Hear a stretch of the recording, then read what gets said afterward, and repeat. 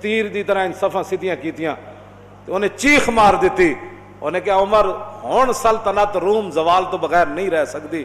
اے او قوم ہے جڑے پانی پلان تو ایک دوسرے نال لڑ پیندے سن, تو تیر دی طرح انہوں سیدھیاں کر کے ایک صف وچ کھڑا کر دے.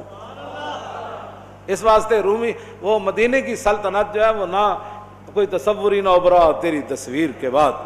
اگر مدینے کی ریاست واقعی بنانا چاہتے ہیں تو پھر ہم آپ کو بتاتے ہیں مدینے کی ریاست کیا ہوتی ہے. مدینے کی ریاست میں پیسے نہیں مانگے جاتے. مدینے کی ریاست میں 25,000 کا لشکر کھڑا ہو سامنے اور روٹی کھانے کے لیے نہ ہو تو مدینے کی ریاست میں کشکول پکڑ کر کسی سے مانگا نہیں جاتا, بلکہ حضور خود 2 پتھر باندھ لیتے ہیں, صحابی ایک پتھر باندھ لیتے ہیں. تو حضور مدینے کی ریاست میں غداروں سے کیا ہوا؟ کیوں جی مدینے کی ریاست میں غداروں سے کیا ہوا؟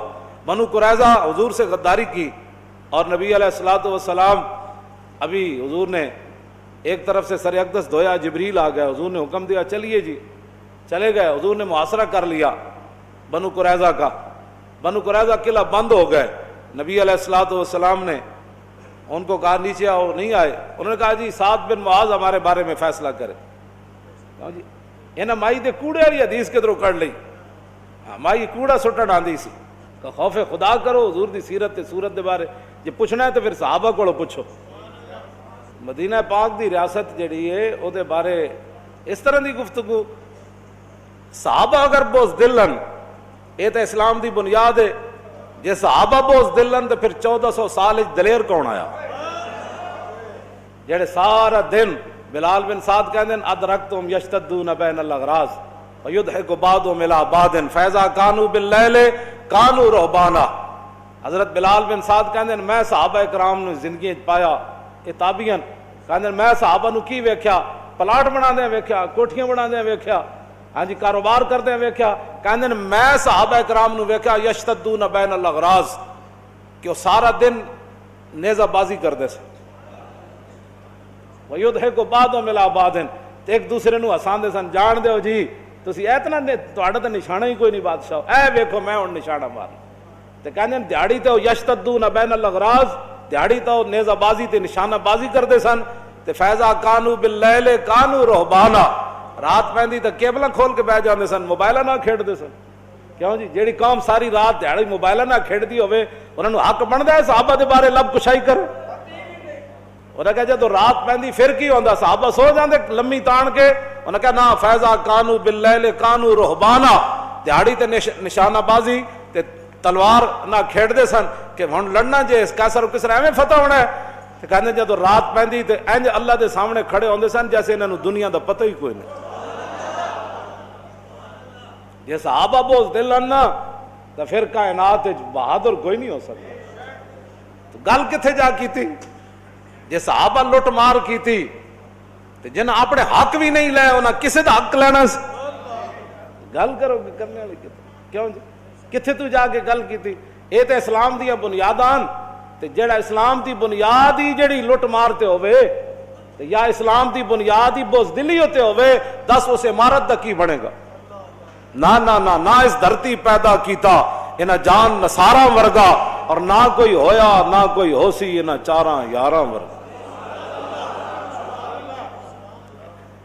یہ کوئی باتیں کرنے والی جو تم کر رہے ہو, اور پھر یعنی کسے دا رک جاؤ کدھرے. جڑا کام کیتا وہ کم کرو اپنا, جڑا جس واسطے تانوں لایا گیا, تانوں یہ کرسیاں دتیاں گئیاں نو کم کرو جڑے کماں واسطے.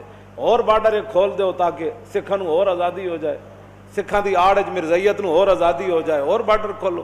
اے پاکستان تواڈے کہن نال خراب نہیں ہو سکدا, ایدیاں بنیاداں وچ شہیداں دا خون ہے تے ایدے کلمہ طیبہ تے اے قائم ہویا.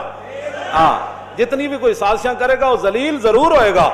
ہاں ہاں جتنا مرضی کوئی کسی اور نو اگے لینا چاہے حضور دے دشمناں نو تے حضور دی ختم نبوت دے دشمناں نو تے جناب لبرلاں نو تے لینا چاہے, انج نہیں ہونا. اور کسی ملک وچ لبرل کامیاب ہو سکدے ہیں, اور کسی ملک وچ گند مچا سکدے ہیں.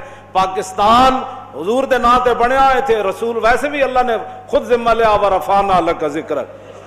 ایتھے اسلام ہی ہوتے رہنا ہے, ایتھے ختم نبوت دا انج ہی دفاع ہونا ہے, ایتھے ناموس رسالت دی گل انج ہی ہونی. ہاں اے تے بڑیا لا الہ الا اللہ. پاکستان کا مطلب کیا؟ دستور ریاست کیا ہوگا؟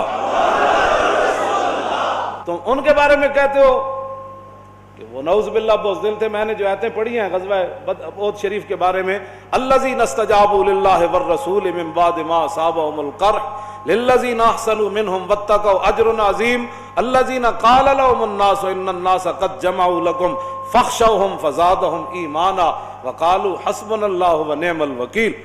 جب صحابہ زخمی ہو گئے میدان احد میں اور شہید ہو گئے، اور ابھی تو انہوں نے پٹیاں بھی نہیں باندھی تھی اپنے زخموں پر، زخم بھی کوئی سوئی نہیں چبھی تھی.